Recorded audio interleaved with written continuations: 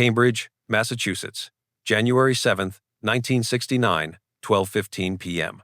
James Humphrey's hands were still trembling slightly as he walked down the snow-dusted streets of Cambridge.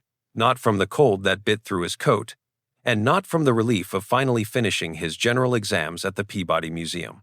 No, his hands shook because of a feeling he couldn't quite name. A darkness creeping at the edges of his mind that told him something was terribly, terribly wrong.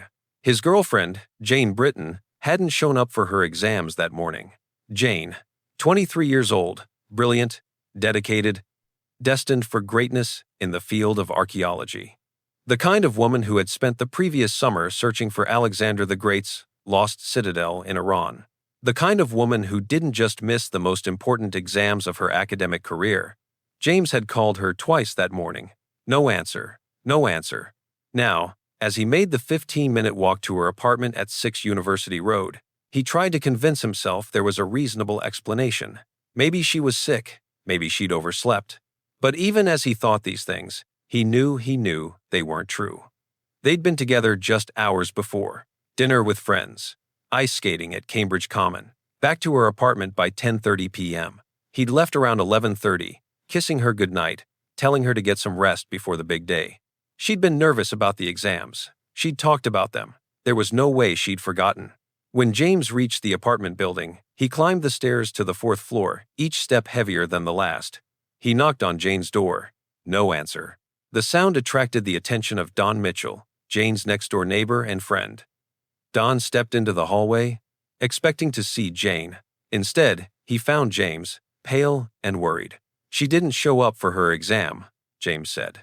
Don's face changed. He'd seen Jane just hours ago, too. She'd come over after James left, shared a glass of sherry with him and his wife Jill around midnight. She'd seemed fine then, tired, but fine. Go in and check on her, Don urged. The door's always unlocked. James knocked again. Nothing. He tried the handle. It turned. The apartment was cold, freezing, actually. A window in the kitchen stood open. James was certain it had been closed when he left. His heart began to pound harder. "Jane," he called out. Silence. He moved through the small apartment. Everything looked normal. Her pet turtle in its tank. Her cat curled up somewhere. Books stacked on surfaces. The lived-in messiness Jane always maintained. Then he looked into her bedroom. Jane was there, face down on the bed. Her nightgown pulled up above her waist. For a split second, James thought maybe she was just sleeping in an awkward position. But something about the stillness of her body, the wrongness of the scene. He backed out immediately. Don, get Jill, I think. Jane might not be dressed properly. Maybe Jill should check on her. Jill Mitchell agreed and went into the bedroom. She came back almost instantly, her face drained of color, her hand over her mouth. Now Don went in. What he saw would haunt him for the rest of his life. Jane wasn't just lying on the bed. A sheepskin rug and a fur coat had been piled on top of her head. When Don pulled them back, the horror became complete. Blood. So much blood. Jane Britton was dead. To understand the shockwaves that Jane Britton's murder sent through not just Cambridge, but the entire nation, you need to understand who Jane was. Born into an academic family, her father, J. Boyd Britton, was the vice president of administration at Radcliffe College, one of the prestigious Seven Sisters women's colleges, while her mother, Ruth, was a visiting scholar in medieval history. Jane seemed destined for greatness from birth. Radcliffe College, for those unfamiliar, was essentially the female equivalent of Harvard. It was where brilliant young women went when Harvard's doors were still only beginning to crack open to female students. The college attracted the best and brightest, and Jane Britton was among them. But here's what made Jane exceptional. She didn't just attend Radcliffe and do well. She was one of only a handful of students who went directly from her undergraduate degree at Radcliffe into a PhD program at Harvard. This was virtually unheard of. The typical path involved years of work in the field, building credentials, establishing yourself. Jane bypassed all of that. By January 1969, at just 23 years old, she was already making waves in the archaeology department.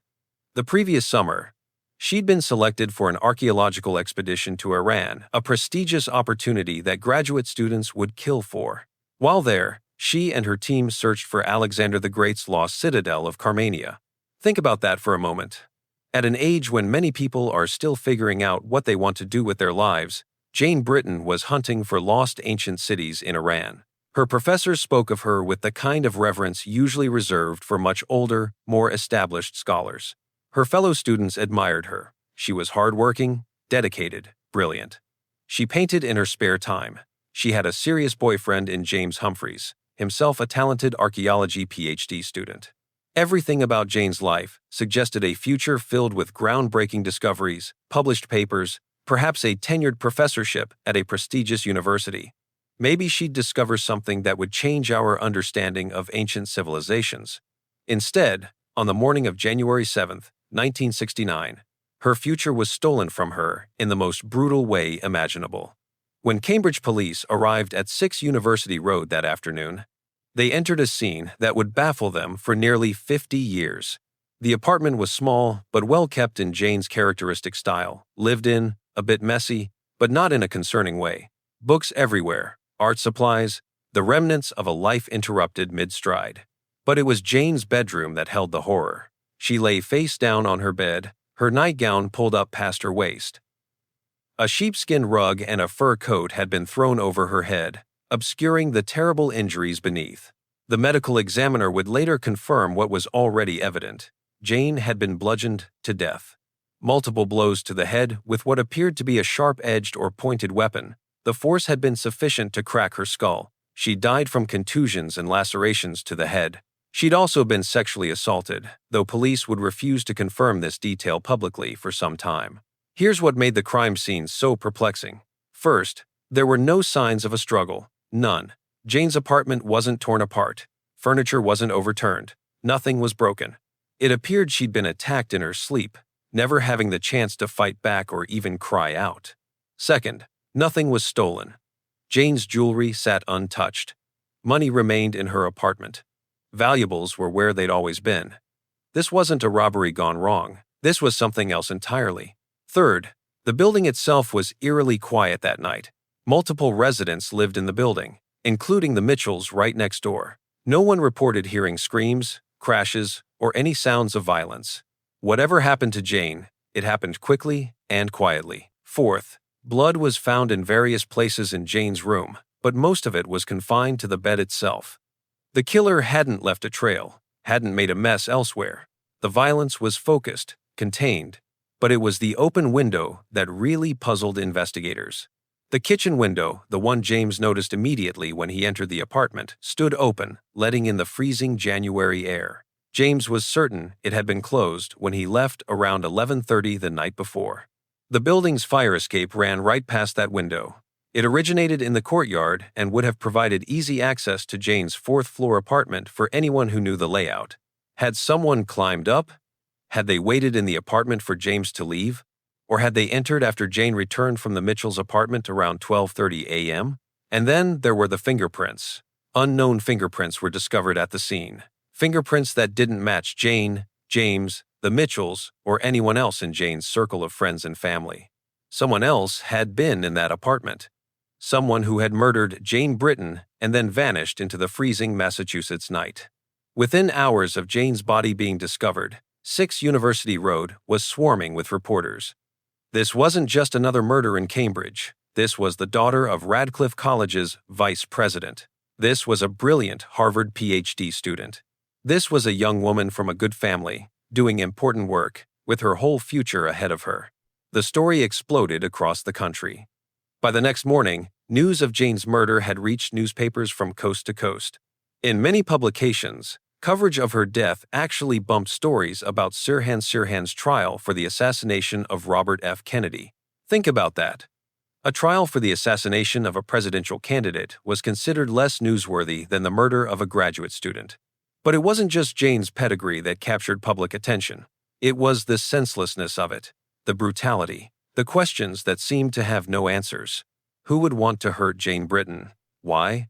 Detective teams fanned out across Cambridge, interviewing anyone who might have information. They started with the obvious suspects, though suspect is perhaps too strong a word. James Humphreys and the Mitchells were never seriously considered as perpetrators. They were simply the people who'd last seen Jane alive. James explained the timeline. Dinner with friends, ice skating, back to Jane's apartment at 10:30 p.m., he left around 11:30. Everything had seemed normal. The Mitchells confirmed that Jane had come over shortly after James left. They'd shared a glass of sherry. She'd left around 12:30 a.m., presumably to get a few hours of sleep before her morning exams. Based on these statements, investigators concluded Jane had been killed sometime between 12:30 a.m. and 12:15 p.m. the following day, roughly a 12-hour window. Though the medical evidence suggested the murder occurred much earlier, probably within a few hours of her returning to her apartment. As detectives expanded their canvassing, two witness statements emerged that seemed potentially significant. Witness 1. The 7-year-old daughter of the building superintendent reported hearing unusual noises on the fire escape around 9 p.m. the previous night. But this created a problem. Jane and James hadn't even returned to the apartment by 9 p.m. They were still out ice skating. If someone had broken in then, why hadn't Jane and James noticed anything when they arrived home? And why had Dawn Mitchell, who'd gone into Jane's apartment during that time frame to retrieve something from her larger refrigerator, not seen anything amiss? Witness 2. A man described in various accounts as either a local transit worker or another building resident, reported seeing a man running from the apartment building around 1:30 a.m. This witness described the running man as approximately 6 feet tall, weighing around 170 pounds. This timeline made more sense. If Jane had been killed shortly after returning from the Mitchells' apartment around 12:30 a.m., a man fleeing the building at 1:30 a.m. could certainly have been the killer. But there was another explanation too. It had been raining that night. The man could have simply been running to his car to avoid getting soaked. Running from a building at 1:30 a.m. in the rain wasn't necessarily evidence of murder. As for the open kitchen window, police weren't sure what to make of it. Yes, it provided access via the fire escape, but Jane's bedroom window had also been found open. And according to building residents, it was actually common for people to leave their windows open even in January. The building's heating system was notoriously poor, making some apartments swelteringly hot. Opening windows, even in winter, was how residents regulated the temperature. So, was the open window a clue, or was it nothing? In those early days, investigators felt they were grasping at shadows. To add to the pressure, the media had begun reporting something that would change the entire trajectory of the case. Something about red powder found at the crime scene.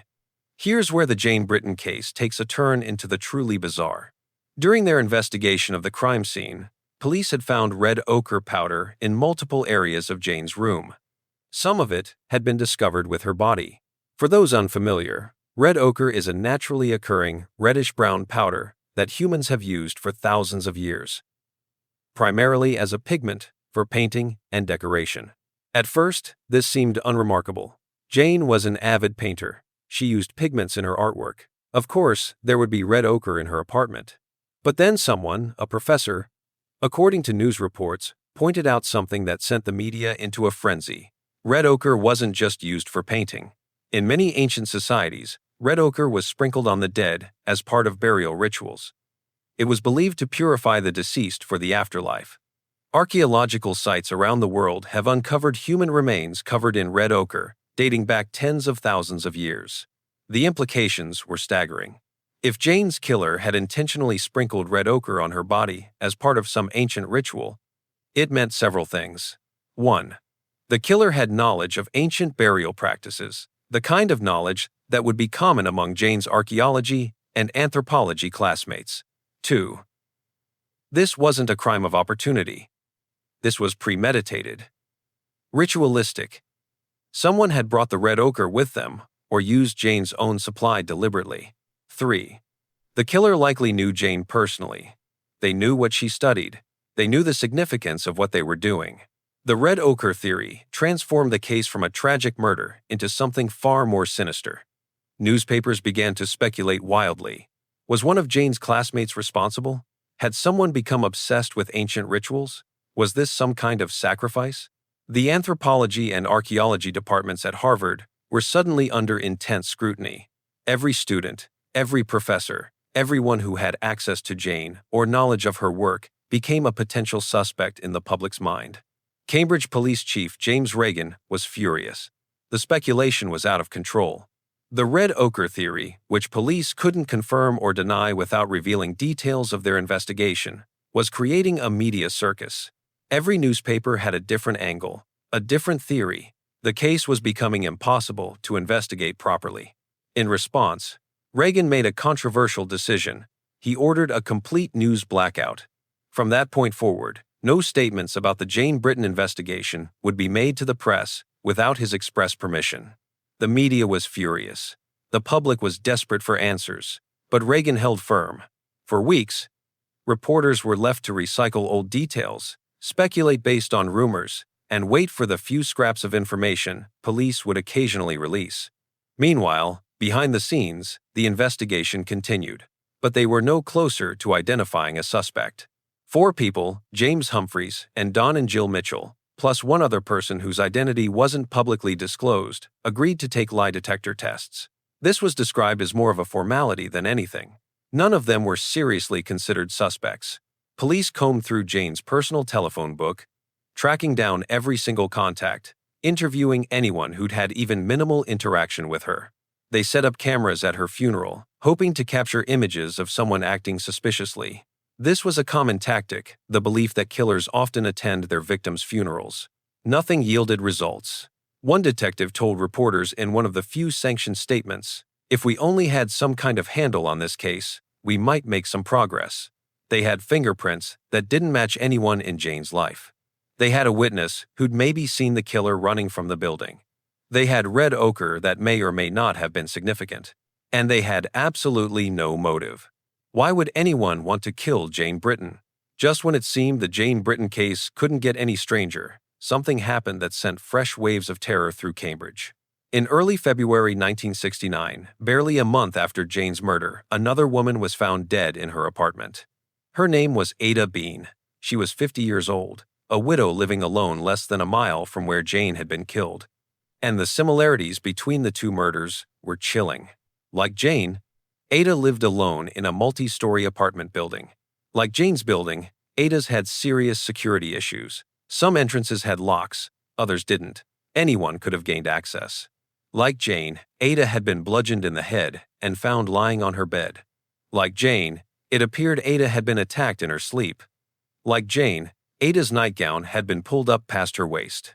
Like Jane, a blanket had been found covering Ada's head. The parallels were impossible to ignore. Cambridge residents were terrified. Was there a serial killer stalking the streets? Was this person targeting women who lived alone? Would there be more victims? The media, still operating under the news blackout for Jane's case, pounced on Ada Bean's murder.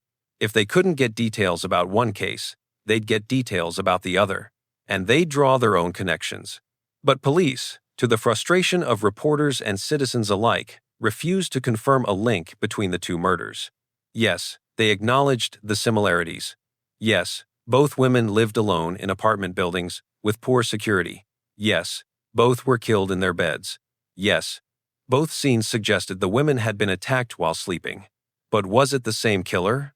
Police said they didn't have enough evidence to make that determination. This answer satisfied no one. Think about it from the public's perspective. 2 women, murdered in eerily similar ways, less than a month apart, less than a mile from each other, in the same city. How could they not be connected? But police held their ground. Without physical evidence linking the crimes, without, say, matching DNA or fingerprints, or a murder weapon used in both cases, they couldn't definitively say the murders were related. For residents of Cambridge, particularly women living alone, this was small comfort. Meanwhile, a grand jury was convened to hear evidence in Jane's case. This was seen as a significant development. Grand juries are used when prosecutors want to formalize witness testimony and potentially bring charges against a suspect. The fact that one had been convened suggested police had identified someone they were building a case against. Hope surged that Jane's killer would finally be brought to justice. But weeks passed, then months. The grand jury proceedings fizzled without ever coming to a vote on a suspect. There simply wasn't enough evidence. And slowly, agonizingly slowly, public attention began to drift away from Jane Britton's murder. The news cycle moved on. Other stories took precedence. The case that had dominated headlines for weeks became an occasional mention, then a footnote. Ada Bean's case followed the same trajectory. By the time 1969 ended, both murders had been filed away in the public consciousness as tragic, unsolved mysteries. The investigation into Jane's death remained officially open. But officially open began to mean something different as years turned into decades. It meant case files gathering dust in storage. It meant occasional glances from detectives who wondered if new technology might help. It meant Jane's family living with unanswered questions for the rest of their lives. 20 years passed, then 30, then 40. Jane Britton's killer had gotten away with murder. Or so everyone thought. In the 1990s, more than 2 decades after Jane's murder, something remarkable happened. 2 detectives, taking a fresh look at the cold case, made a discovery that would change everything. But it would take almost another 20 years before that discovery actually solved the case. Here's what happened. The detectives discovered that despite the investigation taking place well before DNA was used in forensics, semen, believed to belong to the perpetrator, had been collected from the crime scene. And against all odds, the DNA had been preserved. Think about what this means. In 1969, investigators had no idea DNA would one day be used to solve crimes. They couldn't have known that the biological evidence they collected would eventually become the most powerful tool in criminal investigations. But they collected it anyway. They'd preserved it. And now, decades later, it could potentially identify Jane's killer. There was just one problem. The sample was small, very small. In the 1990s, DNA technology was still relatively new. Databases were limited. Testing was less sophisticated than it would become. The detectives submitted the DNA sample to CODIS, the Combined DNA Index System, a federal database that stores DNA profiles from convicted offenders. And they got nothing. No match. Either Jane's killer had never been convicted of another crime and thus wasn't in the database, or the sample was too degraded to produce a usable profile. The case went cold again. In 2006, advances in DNA technology prompted investigators to try again. Maybe newer techniques would succeed where the older ones had failed. They retested the sample. Again, no match. For many investigators, this seemed to be the final word. They'd tried. Technology had advanced. If DNA couldn't solve Jane's case now, it probably never would. The case appeared destined to remain unsolved forever. But here's where the story takes an unexpected turn, one that involves pressure from outside the police department and a group of people who refuse to let Jane's memory fade. Beginning in the mid-2010 seconds, nearly 50 years after Jane's murder, several people began making formal requests to the Middlesex District Attorney's Office. They wanted the records in Jane Britton's case released to the public. These people weren't working together. In most cases, they didn't even know about each other. But they were united by a common belief. Jane's case could be solved if only the right people could examine the evidence. Among these individuals were Becky Cooper, a former staff writer for The New Yorker who'd first heard about Jane's murder while she was an undergraduate student at Harvard in 2009. The case had captivated her. By 2016, she'd made it her personal mission to help solve it in any way she could. Michael Widmer, a former journalist who had a deeply personal connection to the case. Back in 1969, covering Jane Britton's murder had been his first ever assignment for United Press International. It was only his second day on the job. He'd written one of the very first news stories about the case. For decades, the murder had haunted him. After his retirement in 2015, he finally had time to dive back in. Both Cooper and Widmer, along with several others, believed that fresh eyes on the case files could generate new leads. They pointed to other cold cases around the country that had been solved after records were made public, either because a citizen spotted something police had missed or because publicity generated new tips. But the Middlesex District Attorney's Office refused their requests. The case was still open, they said. Releasing documents could jeopardize an eventual conviction. Cooper and Widmer were incredulous. The case was nearly 50 years old. What conviction were they protecting? The DA's office released some materials, newspaper clippings, and other documents that had always been public record. But the actual case files, the investigation details, the evidence reports, those remained locked away. And here's the absurd part.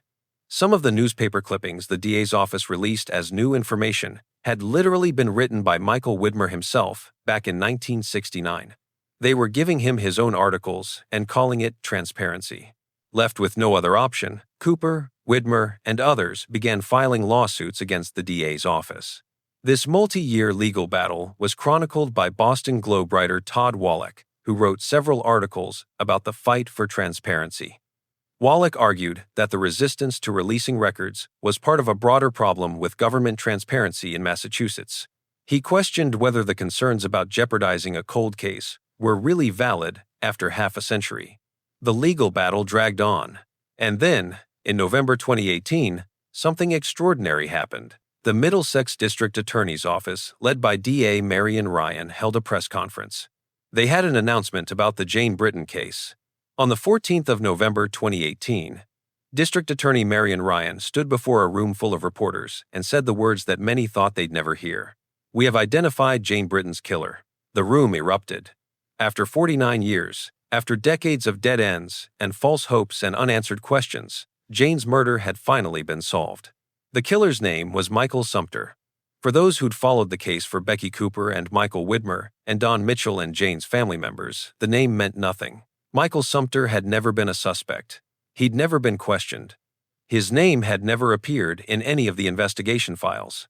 But as DA Ryan explained the details, the pieces began to fall into place in a way that was both satisfying and deeply disturbing. Michael Sumpter was a convicted serial rapist who had died in 2001 while on parole. He'd been suffering from terminal cancer and had been released into hospice care. He'd died 17 years before being identified as Jane's killer. He'd never faced justice for what he'd done to Jane Britton. He'd never been arrested, never been tried, never been convicted. He'd died a free man. But DNA doesn't lie. Advances in DNA technology had finally allowed forensic scientists to extract a usable profile from the small, degraded sample collected from Jane's body in 1969. When that profile was run through the database, it came back as a match to Michael Sumpter. And here's where the story becomes even more chilling. Jane Britton wasn't Michael Sumpter's only victim. In the years since his death in 2001, Sumpter had been linked by DNA to two other murders. Ellen Uchik, murdered in Boston in 1972, 3 years after Jane.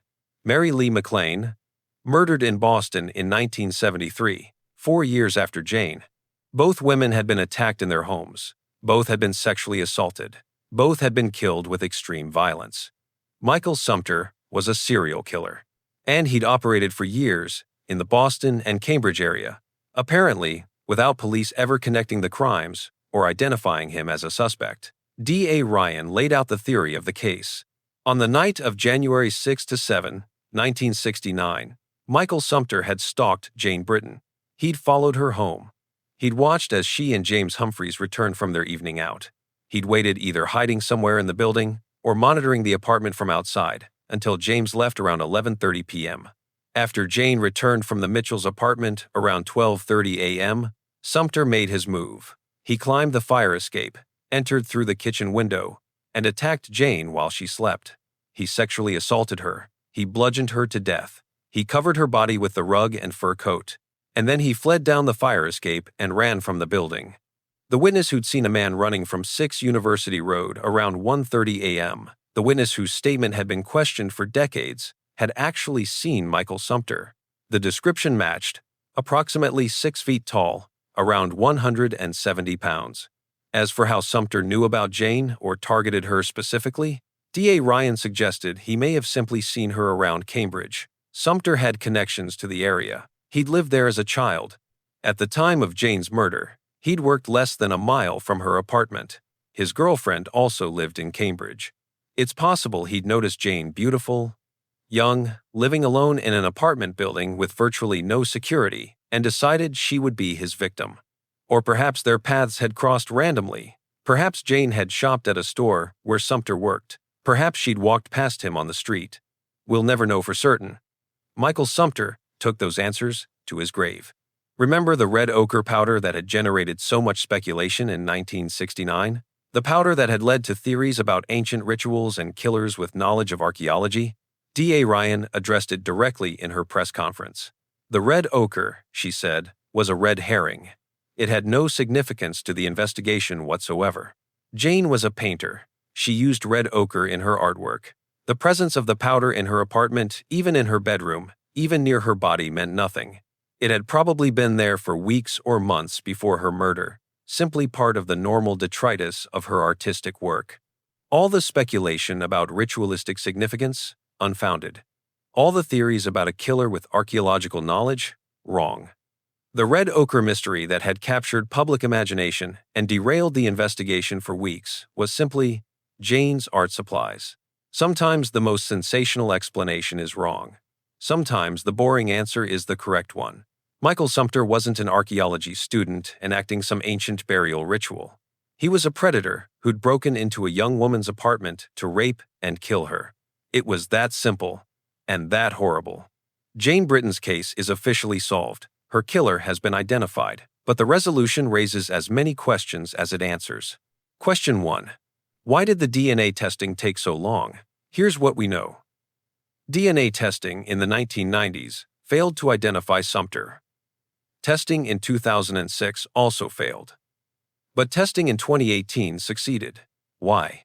The most likely explanation is advancements in DNA technology. The field has evolved dramatically even in just the last decade. Techniques that didn't exist in 2006 were standard by 2018. Scientists can now extract usable profiles from smaller, more degraded samples than ever before. But here's what's frustrating. Sumpter's DNA had been in the CODIS database since his 2001 death. When he was linked to the 1972 murder of Ellen Uchik, his profile was sitting there, waiting to be matched. If the Middlesex DA's office had retested Jane's DNA evidence when they first received public records requests from Becky Cooper and Michael Widmer in the mid-2010 seconds, instead of fighting those requests for years, case might have been solved sooner. Maybe 2015, maybe 2016. But instead, they waited until 2018. Why? Was it simply that the technology wasn't quite ready yet? Or was there institutional reluctance to revisit a case they'd essentially given up on? We may never know. Question 2. Could Jane's murder have been prevented? This is perhaps the most painful question of all. Michael Sumpter was a serial rapist. By 1969, he already had a criminal history. He was known to law enforcement. Could police have identified him as a suspect at the time if they'd cast their net wider? If they'd looked beyond Jane's immediate circle of friends and classmates? And what about the apartment building's security, or lack thereof? Jane lived in a building owned by Harvard University, a building that, by all accounts, was dangerously insecure. Locks were broken or missing. Windows could be forced open. Fire escapes provided easy access. Another woman, Beverly Sammons, had been murdered in the same building just 6 years before Jane. That case had been attributed to the Boston Strangler, but many remained unconvinced. After Beverly's murder, did Harvard improve security? Did they fix the locks, secure the windows, make their students safer? Apparently not. Jane's apartment door didn't even have a functioning lock. She'd lived there for months without being able to secure her own home. If Harvard had taken security seriously after Beverly Sammons' murder, would Jane Britton still be alive? Question 3.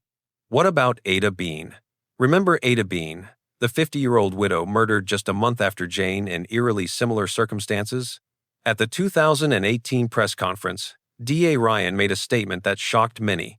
They did not believe Michael Sumpter was responsible for Ada's murder.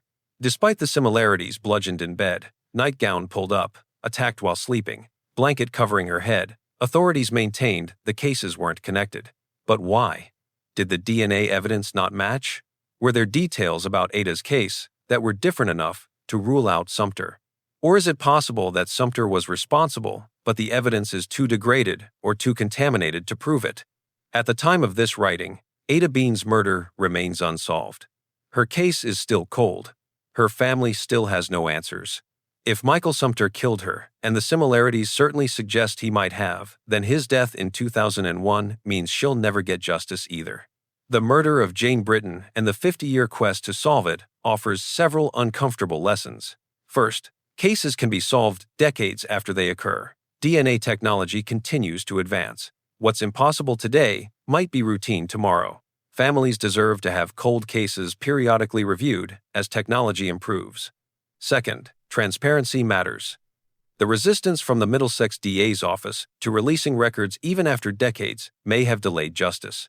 Public pressure from people like Becky Cooper and Michael Widmer might have been what finally forced authorities to retest the DNA evidence. Third, institutional failures have consequences. Harvard's negligence regarding security at 6 University Road potentially cost 2 women their lives. Universities have a responsibility to protect their students. That responsibility shouldn't end at the classroom door. Fourth, serial predators often operate undetected for years. Michael Sumpter killed at least 3 women that we know of: Jane Britton, Ellen Uchik, and Mary Lee McLean. But how many others were there? How many unsolved murders from the 1960s and 1970s in the Boston area might be linked to him? Without Sumpter alive to confess, and with limited DNA evidence in many old cases, we may never know the full extent of his crimes. Fifth, justice delayed is not always justice denied, but it's a hollow victory. Yes, Jane's family finally knows who killed her. They have answers after 50 years of wondering. But Michael Sumpter never faced trial. He never sat in a courtroom and heard the evidence against him. He never looked Jane's family in the eye. He died peacefully in hospice care, never having been held accountable for the 3 murders we know he committed, and possibly others. Sixth, the media can both help and harm investigations. The Red Ochre speculation in 1969 generated enormous public interest, but it also sent the investigation down false paths and created a circus atmosphere that made police work harder. Yet, decades later, media attention from journalists like Todd Wallach kept pressure on authorities to continue pursuing the case. It's a delicate balance. On a cold January morning in 1969, Jane Britton went to bed after sharing a glass of sherry with her friends. She was nervous about her exams the next day. She was thinking about her future, a future that included groundbreaking archaeological discoveries, a career at a prestigious university, perhaps a family with James. She had no idea that a predator named Michael Sumpter had marked her as his next victim. She had no idea that within hours she would be dead. She had no idea that it would take 50 years to even speak her killer's name. Jane was 23 years old when she died. If she'd lived, she'd be 77 today. She might have become one of the most respected archaeologists of her generation. She might have discovered ancient cities or rewritten our understanding of past civilizations. She might have had children, grandchildren, a lifetime of love and achievement. All of that was stolen from her in the darkness of her apartment on January 7, 1969. Michael Sumpter took Jane's life, Ellen's life, Mary Lee's life, and possibly others we'll never know about. He robbed families of daughters, friends of companions, the world of brilliant minds and kind hearts. But he didn't erase Jane from memory. Her case became one of the most famous cold cases in Massachusetts history. People like Becky Cooper and Michael Widmer dedicated years of their lives to keeping her story alive. Don Mitchell wrote a memoir about knowing Jane and finding her body, a way of processing trauma that haunted him for decades. When the announcement came in 2018 that Jane's killer had been identified, Don Mitchell released a statement. He'd waited 49 years for that moment.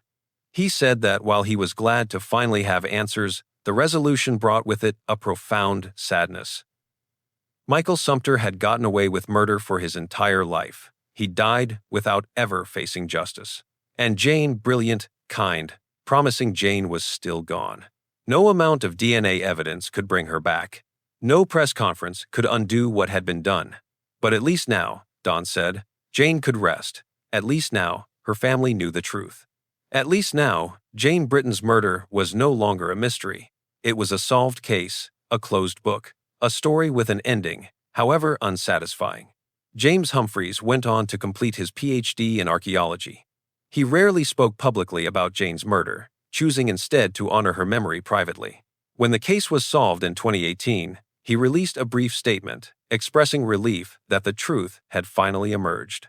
Don and Jill Mitchell remained in the Cambridge area for many years. Don eventually wrote his memoir, Shebai, Remembering Jane Britton's Murder, published in 2019. The book chronicles not just the murder itself, but the lasting psychological impact of discovering Jane's body and living through the aftermath of unsolved violence.